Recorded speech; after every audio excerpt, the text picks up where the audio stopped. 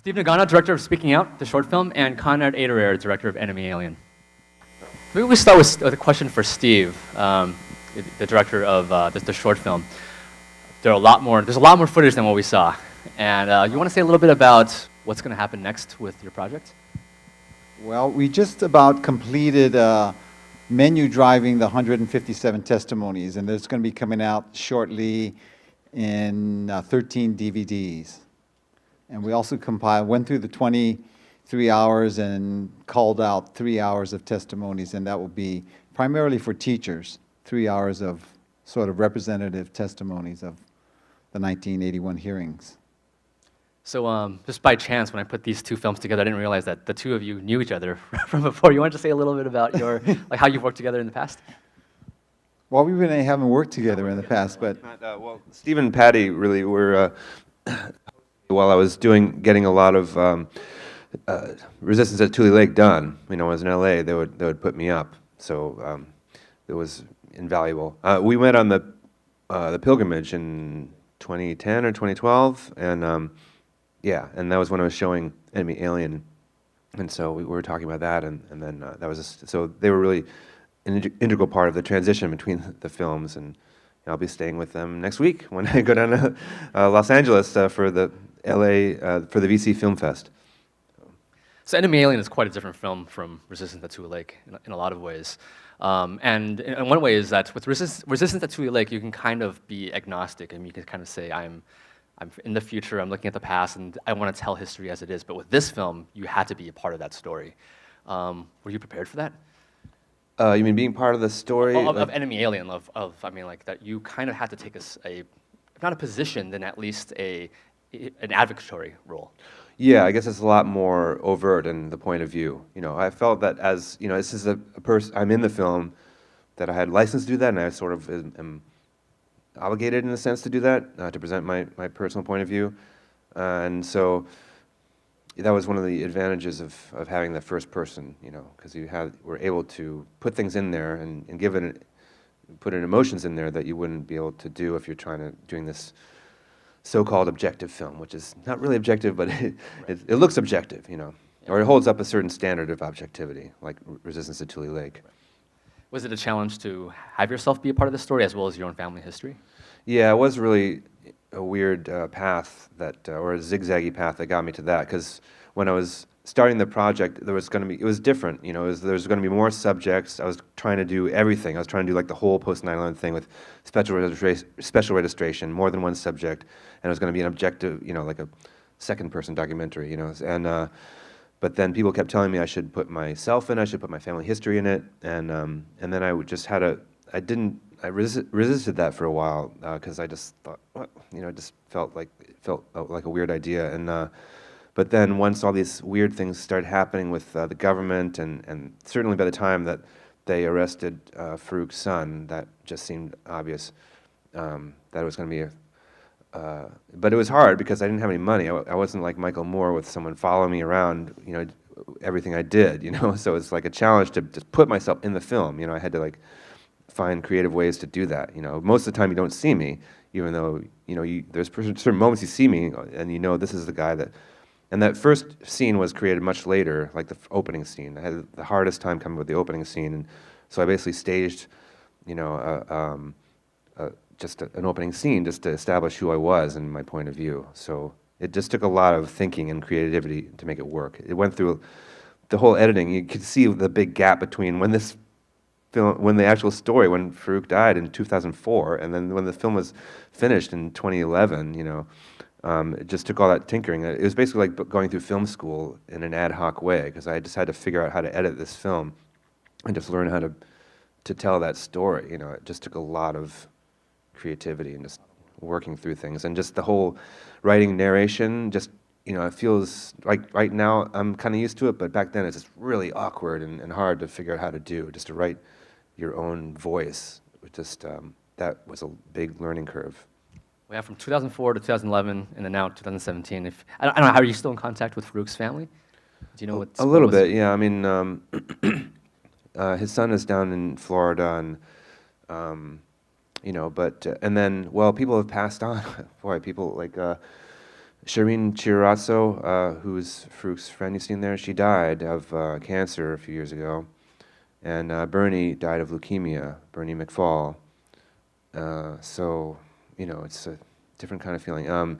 David and Jane Guskin, the activists who are the leaders of the committee, are still around, still writing, still, you know, engaged with immigrants' rights. You know, they're still plugging away. Any questions for either filmmaker? So the question is there now a Oh file yeah, on, that's file a on good you as a question. No, I director? haven't filed that, which is easy to do. You know, I just haven't. It's just in the backlog of things. I mean, yeah, I'd be curious enough, but not quite enough to have done it. You know, all you have to do is write one letter, you know, and wait for say, 8 years. So I should do it just out of curiosity, you know. But yeah, I haven't. That's an interesting idea. I just want to thank you for an incredible film and for the courage that you had to put it together and for connecting the dots. Thank you. Yeah, I mean, it is, you know, I have to admit, it's, you know, it really is put together. You know, it really imposed the point of view on it, whereas Resistance to Lake is telling the history and just letting it speak for itself as far as how it's related to anything that happened after 9/11. But this is, you know, I definitely am saying, okay, I'm putting these two things together and saying that they relate, where you could argue they don't relate, I guess, you know, some people could say that. Yeah, but I try to put as much, make it as informative as possible, because I'm just very interested in, like I said at the last discussion, just the nuts and bolts of how the government does these things. You know, it's not just some vague, like, you know, sweep where everyone just goes crazy. I mean, there has to be, there's procedures, there's an underlying, you know, structure that they have to put in place to do things like this. So I want people to understand that as much as possible. Can you speak a little bit to the challenge of discovering a lot of that the kind of institutional or legal frameworks that you had to navigate, especially like, I mean, so soon after 9/11, I think a lot of people, it seemed like the government was making it up as they went along, so you kind of had to catch up with all their policies as well. What were some of the challenges involved with that? Well, you know, the information is usually not that hard to find, really. It's really sifting through it and distilling it that's takes a while, you know, because... And I'm kind of a wonk that way, you know. I had to like restrain my own, you know, impulse to throw information at people, you know. But I tried to cull it down and give it a structure. Like, okay, there's a 9/11 detainees, there's a absconder initiative, there's special registration, and just give people that chance to remember that. But it was all reported in the New York Times, all this stuff. The absconder initiative document was released almost as soon as they wrote it, you know. So. You just have to be watching, you know. But it was, of course, a slightly different age where you actually read newspapers, you know. Like, and now it's like maybe there's a glut of stuff, you know. Like every 5 minutes you're paging through something and wondering how relevant it is and trying to save it, and then, you know, then probably forgetting about it 6 months later. So it's like, it's just distilling the information that really takes the thought, the brain work. Other questions? Oh yeah, please. I thought it was very interesting the way you weaved your story into there when you became a subject of that. And I know it's difficult to deal with that because there's so many things that when you're making a film or you have intent that pop up in unpredictable. And of course getting your tapes taken and all that. And I do want to say that the next movie, Amita Kotani, is very, not similar, but it's same how it's similar in the sense of how the filmmaker becomes involved in the story and becomes really a integral part of the story. And I think it makes it a lot more personal. And I just want to say I appreciate both of the films, but I particularly like this last one. Well, thank you.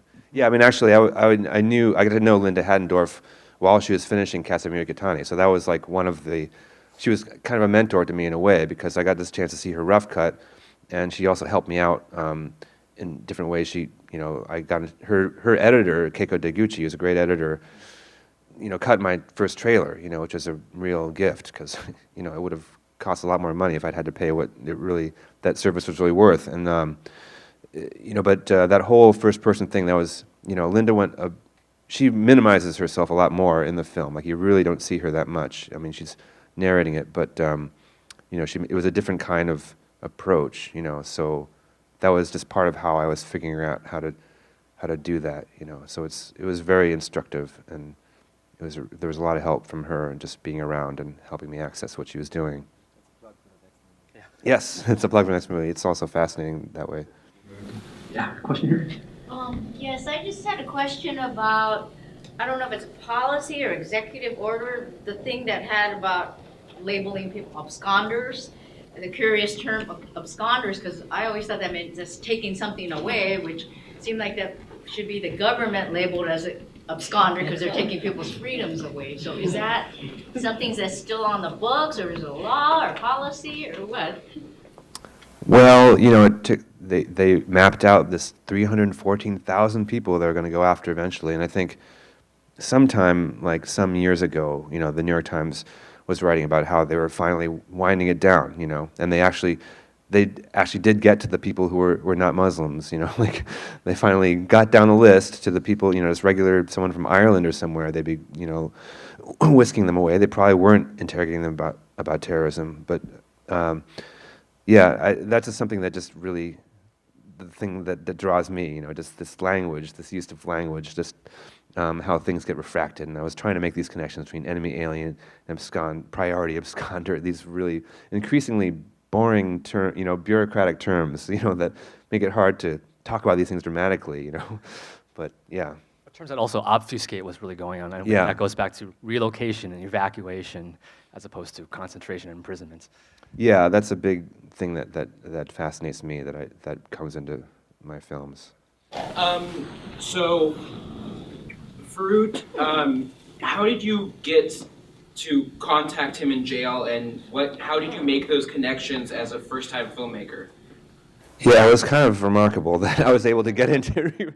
I mean, I was like nobody, you know. I had no, you know, I mean, I think part of it is just the ad hoc nature of what they were putting together with this, you know, detention regime. Like you know, they're still the INS at that point. They hadn't really become Homeland Security. And you know, I found out there was a procedure in place to do it. You're supposed to just send them. I mean, legally, if you say you're a journalist, they're supposed to let you in. They don't have the excuse to just say no. But I don't know if that'll be possible today, because last time I looked into it, there was like a whole procedure they'd put in place, like a lot of layers of stuff in your way to getting in. But back then, as you heard with Kerry Gill, that crazy ICE guy, like on the phone, you know, he was the gatekeeper, you know. As crazy and hostile as he was, he recognized his obligation to let me in, you know, even though he was constantly threatening to block my access just because I, you know, was not using the right tone with him or something, you know. So, yeah, it's pretty remarkable, you know. And they left me in there. I think things were changing too, because at Passaic County Jail, they left me in there with him for more than 2 hours. I mean, that's like just unprecedented. I'm just astounded that happened, you know, which was a good thing, because that was like one of the first interviews I ever did, and I didn't really know what I was doing. I was just letting him talk, and so. But then the second time, as you see, like they just really had it locked down, and they, you know, they gave us our little bit of time, and then they kicked us out of there, and they stopped us and all that. So it's kind of, you know, you can get away with a lot with the government when they're doing these things in some sense, because they're trying to cover so many bases that they don't know what they're doing. And I think it's the same thing with the, you know, WRA and Tule Lake. You know, there's all these different things they did by mistake and different things they did by just being, you know, just being unorganized. And so it's an interesting study just to look at how these things unfold with bureaucracy and agencies and these detention institutions. I couldn't help but think about this last film, which I enjoyed both of them, but how much of our taxpayer money really funds the government doing the wrong thing. And it's so much resources going into doing the wrong thing when it could have saved so much time and heartbreak on everybody's end to just do the right thing right away. But it's almost as though there was just arbitrary decisions being made and people fell through the loopholes. And do you feel that maybe the reason why it took so long for him to get out is because nobody wanted to own up to responsibility of doing the wrong thing? Well, it wasn't quite what happened. You know, they had a lawyer, and they were supposed to they had the procedure. They're supposed to do a custody review like every 6 months, because under the Supreme Court decision, the Zadvydas decision, You know, like that was the whole linchpin of the whole legal case, was that you're not allowed to hold someone in immigrant detention. Is not supposed to be an unending jail sentence. They're supposed to be deporting you, but the government loses sight of that. You know, in a sense, you know, it's hard to know exactly to what extent they're really trying to deport him. I think if you asked Shane Kadidal, the lawyer from Center for Constitutional Rights, and the activists, they would say that the government really just wanted to keep him away indefinitely. And so they were just frozen in that stance. They didn't seem to be making a serious attempt to deport him. And if they, you know, to the extent they did, they must have known they couldn't deport him. So, yeah, so in a sense, it's a lack of accountability, but it's also a general refusal to release someone because they really didn't like him. You know, it's the same thing with Tule Lake. You know, they had people in unending detention, and they had no, and it's even worse in a sense because they had no legal basis to hold them. And it's hard to know. You know, that you can certainly analyze who is doing what in the government, but it's hard to come up with a complete conclusion. You know, like I don't know for a fact that they rounded him up because he was on the radio. I don't know if the government really cared if he was, you know, advocating for Palestine or not, but that certainly was what the people who were around him believed. You know, they believed it's just too much of a coincidence for, you know, him to be on the radio and then 2 weeks later they round him up. But in my thinking, I think it could have been a coincidence, but it's not the sense that it was not a political arrest because they, you know, in his background, they had miles and miles of this surveillance they did on him, which I don't know if I can't remember if I put that in the film, but, you know, they followed him around for years and years, and there are all kinds of weird shenanigans they did. They had these guys try to attack him one time. I think it seemed like they were having informants when the Palestinian issue was at a certain point in the government, and so, you know, these kind of cases, it's kind of a cloud of actions by the government, which is the accountability and the reasoning becomes pretty opaque. But you can sum it up, you know, in the sense that his politics certainly did have an effect on his detention. Thank you for your bravery in exposing, you know, these terrible, terrible wrongs, you know, happening in our law enforcement, and you exposed like 3 really important ones, like the gun in the face and the worms in the food and the terrible beating. Now, did any of those officers get any consequences for breaking the law? No. No, it's really hard to fight those cases. You know, you really have to choose your battles. They had to focus on the legal case to get him out. But anything that was, obviously, yeah, they did. You know, it seemed like the gun in the face was going somewhere. You know, and then they disrupted it by moving him. I mean, and that's what the INS does. Or now the Homeland Security, they move people, and that's just an automatic way that they can disrupt any legal cases going on, because it's very hard to continue a case when you're going from one jail to another, and you have no access to the evidence in the case. So it results, and with the privatization of these prisons, which has gotten a lot worse since then, it's even more impossible to pursue cases, you know, unless you're just very lucky to have evidence. All right, well, thank you again, Konrad and Steve, and thank you all for being here and sharing this experience with us. And as a reminder, if those of you who are badge holders or members, we have a reception for you as our thank you. And they'll be around if you wanted to speak more with them. And we have Amita Kotani coming up in a little bit as well. Thank you.